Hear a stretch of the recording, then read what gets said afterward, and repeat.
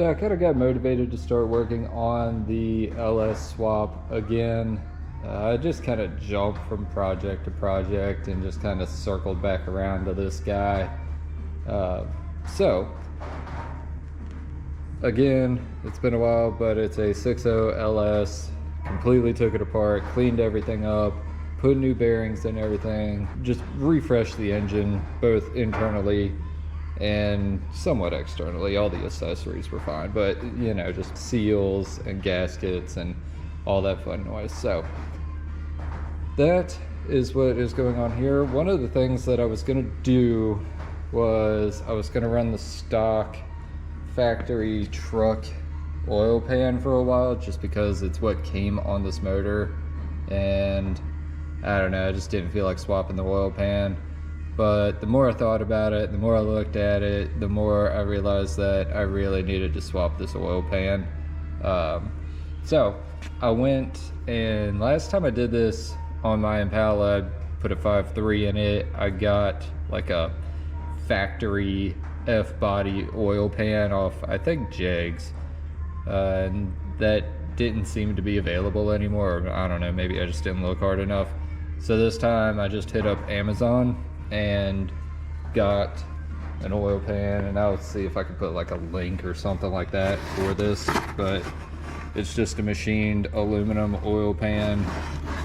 As the baffle down here in the bottom has the oil screw-on ordeal on the outside over here. Seems to be, I think it's maybe like a copy of, I think, a Holley pan. Which is probably a copy of a factory F-body pan. I don't really know, but anyway, this, I haven't actually measured it, but this, you know, overall height right here at the tallest point is supposed to be like 3 inches shorter, less than that one. So I'm thinking, honestly, like once this pan's on there, the lowest point will be kind of where the bottom of this oil filter is right now. I think to make up for it, it kind of, this sump area kind of extends forward further, so it kind of comes here and then back. But it shouldn't be an issue for what I got going on. So I'm gonna swap that. Basically what it was this was going to more than likely hang down lower than the transmission skid plate, and that seemed really bad. So I'm gonna put this one on, get it tucked up a little bit, and after that's on, I do have to swap out this power steering pump. This one was set up for Hydro Boost, so it's got one return, I don't know, somewhere here. Can't even find hoses anymore. But anyway, it's got, oh, no, I already swapped it out. So this one came off of my dad's 5.3 he's putting in his car, and it was not set up with Hydro Boost, so it's got a return and a high pressure line. The one that came on here originally that I swapped out already apparently had 2 high pressure lines and 1 return. So yeah, put the oil pan on, and then after that I think I'm going to go ahead and bolt the motor to the transmission. And I think my plan to get it in the Jeep is actually going to be to take the front fenders and the grill and all that off the Jeep and just lift this all as one into the frame. I have the ORI struts on it, so I can let the gas out of those and let everything kind of settle down. And I think with it out, with the gas settled down, it's only like 2 foot tall or something. Like, it shouldn't be much further than this, honestly. So I'll just pick it all up with the engine hoist and shove it all in as one unit from the front with the grill and, like I said, the fenders and all that out of the way. So that's my plan. Put the oil pan on, bolt this back to the 4L80 back there. The 4L80 I'm not doing any work to. The only thing that I have for it is, I think once it's in the Jeep, just so that it's up and I can access it, I do have a new filter. So I'll be taking the pan off, I'll put a new filter on it and put the pan back on. That's all I'm gonna do to that thing right now. And then transfer case wise, I already have an Atlas in the Jeep. I got to take it out of the Jeep and have an adapter back here that goes between the transmission and the transfer case, and I think I have to put in like an input shaft or something on the Atlas, but all seems pretty easy. So yeah, I haven't quite come up with an idea for what I want to do for mounts yet. So I've looked at Dave's, I've looked at advanced adapters, I looked at, I don't know, Holley I think has some. I've looked at all these motor mount, you know, for TJs, for putting LSs and TJs, and it seems like the majority of them, if not all of them, offset the motor to the passenger side, and I think it's only like an inch, but the factory motors are offset that way because the transfer case comes off onto the driver's side and then your drive shaft comes down. Well, I'm running a passenger drop Atlas and a passenger drop front axle. It's a Kingpin Dana 60 out of an old military Chevy truck. So all my drive shaft stuff comes down this side of the motor instead of this side. So in theory, I would actually want to offset the motor to the driver's side, but I don't really want to do that. Honestly, what I want to do is center the motor right in the middle of the frame, and then I just like everything centered. It's kind of an OCD thing for me. But, you know, since the factory setup fits in there as it does, I would imagine this would probably fit in there offset to the driver's or to the passenger side, and everything would be fine. But since I'm going through all this work anyway, I want to center this motor in the frame if I can. So I'm having trouble finding a factory or an aftermarket bracket set to put this motor centered in the frame instead of offset to the passenger side. So I haven't quite gotten to that point yet. But yeah, that's something that's kind of come up on the list a few times that I've looked for and just haven't found yet. So I do have the plasma table. I do have the ability to make frame brackets and stuff like that. So maybe I'll end up going that way, just make my own and, you know, make a set that are centered. But I don't know, part of it's just kind of easier to buy stuff sometimes. I don't know, we'll see. But yep, that's where we're at with this guy.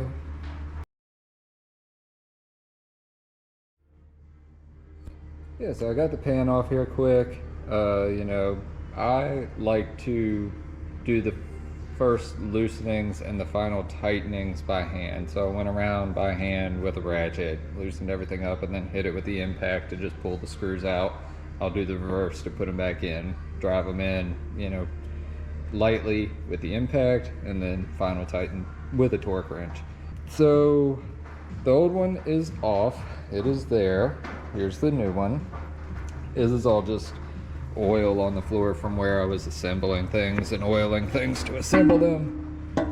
But let's see if we can set these. Well, you can see them side by side here. So you can see that this one, well,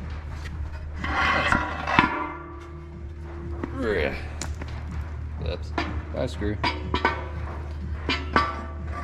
There you go, that's a little better. So yeah, you can see that this is like 3-ish inches, maybe 4 inches, I don't know, shorter than the factory pan. So this should be good. This should be a good change. I'm going to get that screw before I lose it.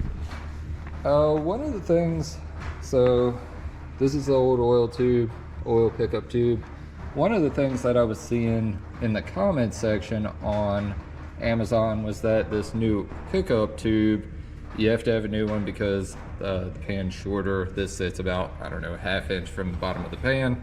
So naturally this one is, you know, 3-ish inches taller than this one. So, but I was seeing in the comments that people were saying with this pickup tube, they were having to cut the front of the windage tray. And I haven't bolted this in yet, but I just kind of sat it up here, and it's really close right there, but I'm not seeing anywhere that actually hits.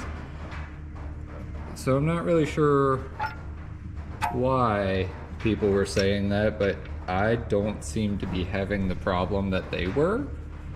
so that's cool. So yeah, so far so good. I'm going to bolt this guy in, torque it to the right torque. I will try to find that and put it in a little comment bubble here. But I'll torque this guy in. This one only had one bolt from the factory, and so I only have one bolt, but the new kit came with all the bolts to put it in. So I'm sure one of these bolts somewhere in here, maybe there's gold ones right there, are an extra bolt that I can use here. So I will put both bolts in. The little seal, ring seal that goes up in there, this green one right here on this one, I'm gonna reuse this because I just bought this one, and so I know it's good. I know it's the right size. I think this brown one that came with the kit might actually be a little thinner, and I vaguely remember there being like a thing that I read where there's two different seals, and like one of them's for a car, one of them's for a truck, I don't know, something like that. So I'm gonna reuse this seal as long as this tube is the same size. I think it is, but I'll check it. I'm gonna reuse that seal. And kind of along those lines, as I put everything back together, this oil pan gasket was brand new when I put it on with the factory oil pan, so I'm just gonna kind of clean some of the orange paint off a little bit and just reuse that.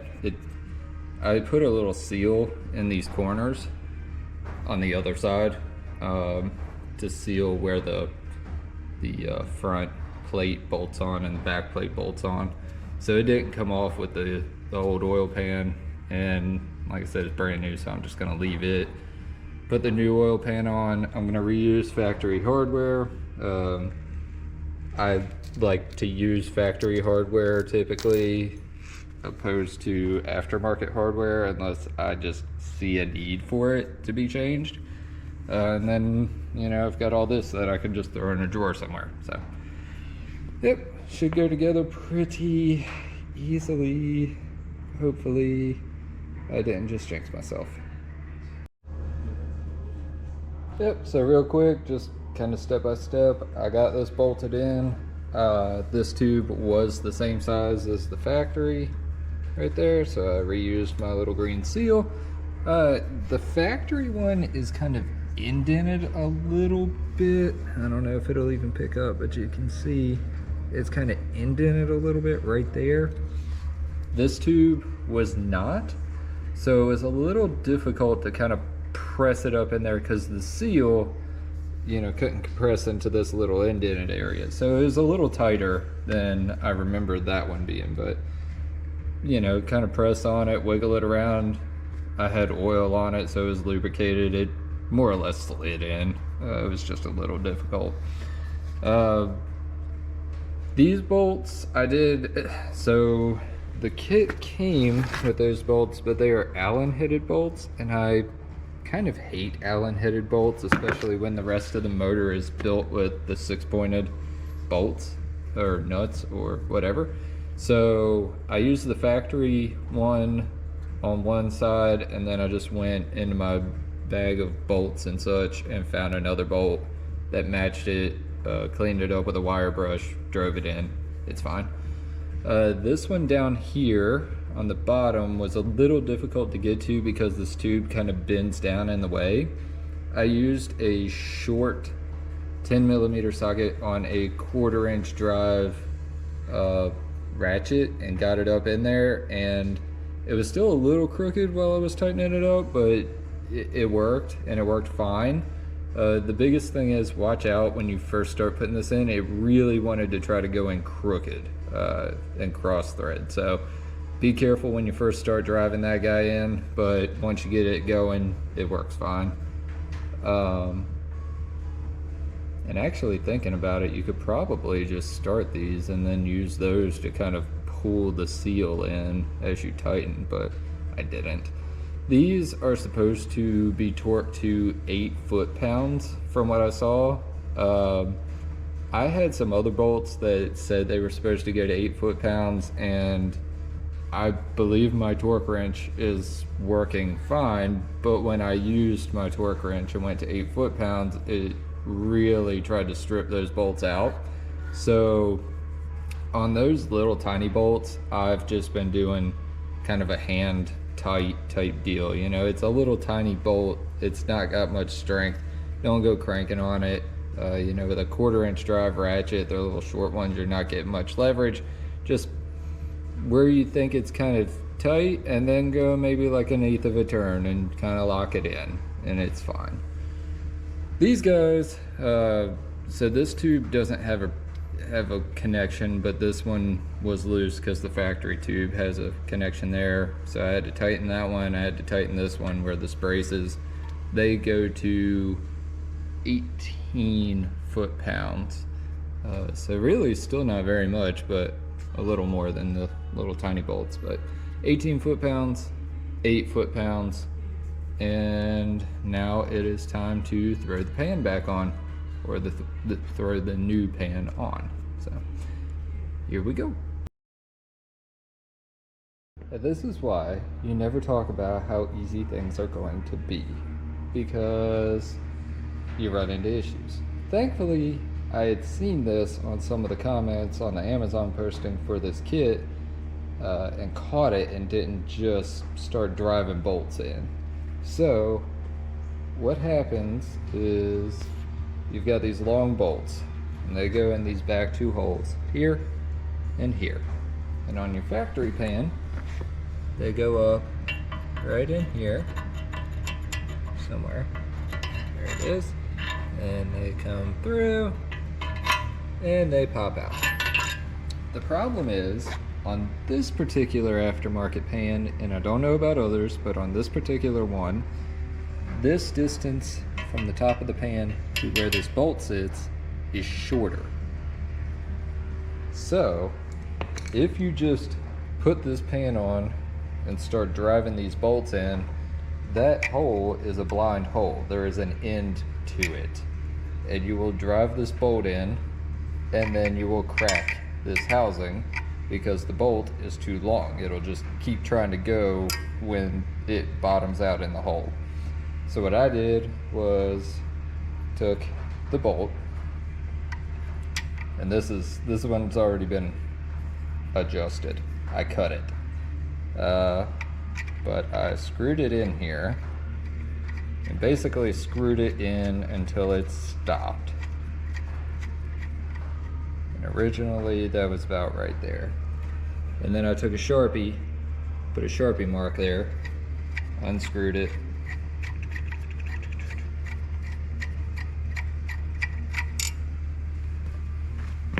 brought it over here to the pan, shoved it through, and you can see where the Sharpie mark is. Yeah. So the Sharpie mark is there. It's about 3 threads out, which means that this screw would have bottomed out in that hole and then needed to go about 3 more threads worth until it tightened this pan up.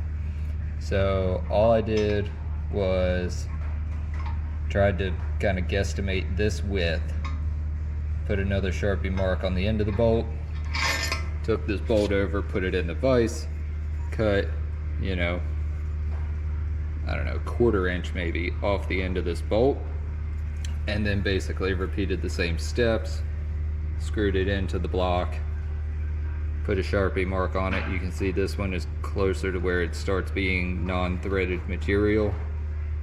There's the old one, there's the new one, and now when I put it through, you don't see our new mark. So the old mark is right there sticking out, the new mark is down in there.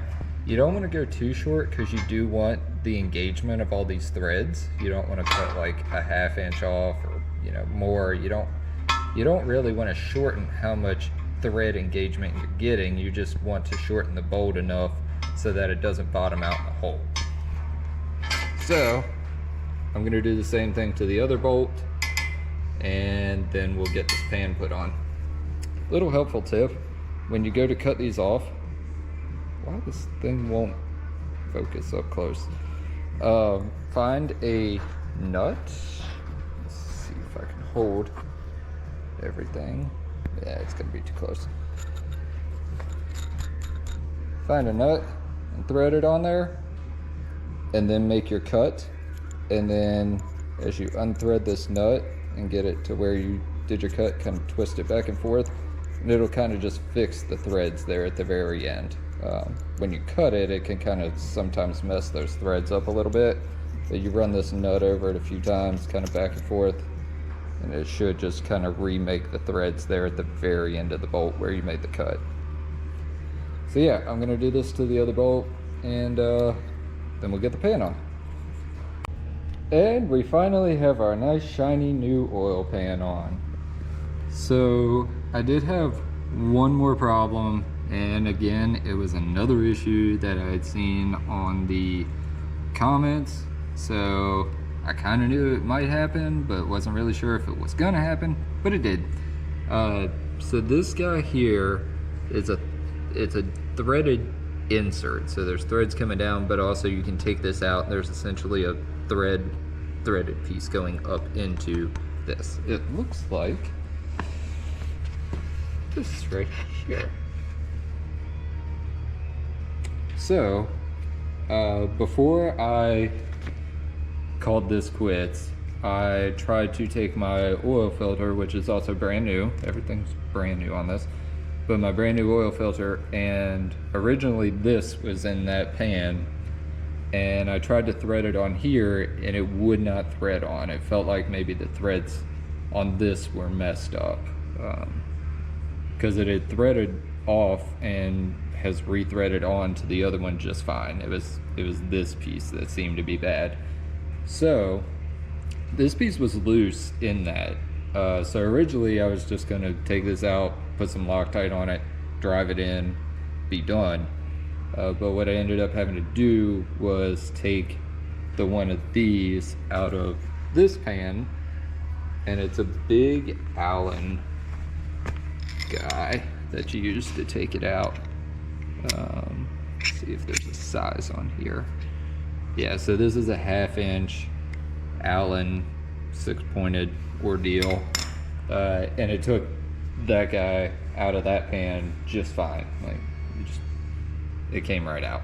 So I cleaned it up with some brake cleaner, put some red Loctite on it because I don't want it to come out under any normal circumstances. So, and then threaded it in there and tightened it up, and it seems to be just fine. So, but that's one last thing that I had seen on some reviews, was that this just would not thread into oil filters. So yeah, took that guy off, replaced that, and we're pretty much wrapped up.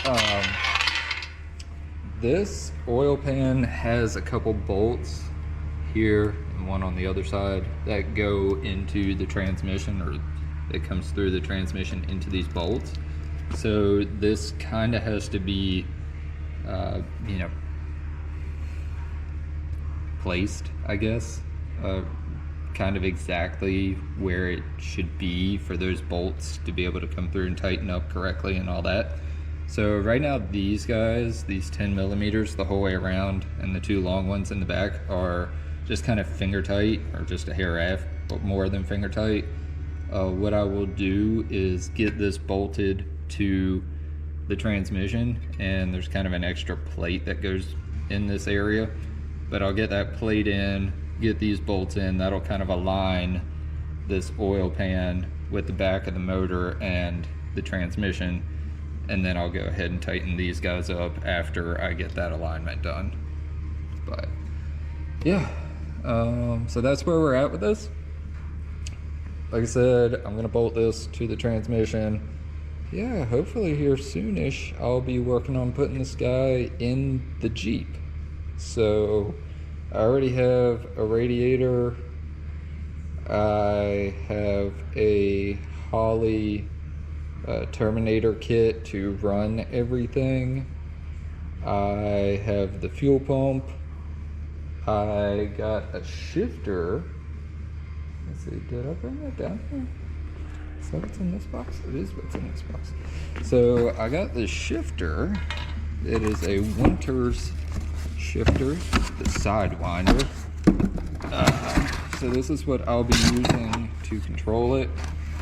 And as you can see, it's just kind of a gated shifter. There's no actual lock. You don't have to push a button or anything like that. You just kind of roll it down and click it back and forth to get down through the gears.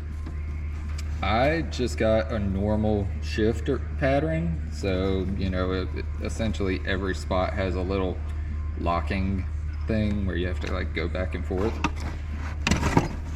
from the left to the right to the left, and it's the normal pattern. Eventually what I want to do is get a reverse pattern valve body put in the transmission, which means it'll go from park to reverse.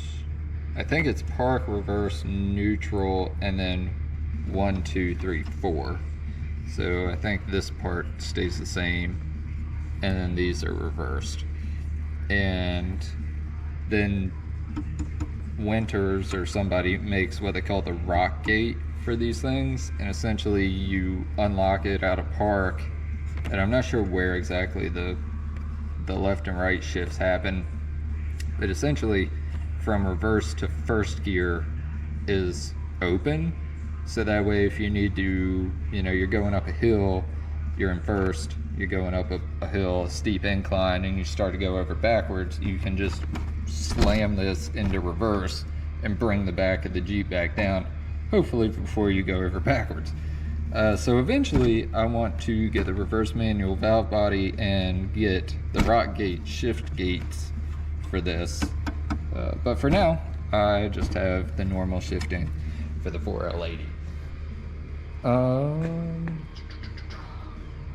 So yeah, I pretty much have everything at this point. Like I said earlier, I gotta make some motor mounts, or I gotta find some motor mounts. I'll have to figure out a transmission mount. I gotta do the Atlas thing. I pretty much have all the parts, aside from I'm going to try to find a automatic pedal assembly for a TJ so I don't cut mine up, because I have a 5-speed in it now, so I'm gonna just get an automatic one. People are parting out TJs all the time, so just get an automatic one and not cut my stuff up. And yeah, we should be getting pretty close, and then it'll just be the time to take the other stuff out of the Jeep and put the stuff into the Jeep. So, but this is where we stand as of now.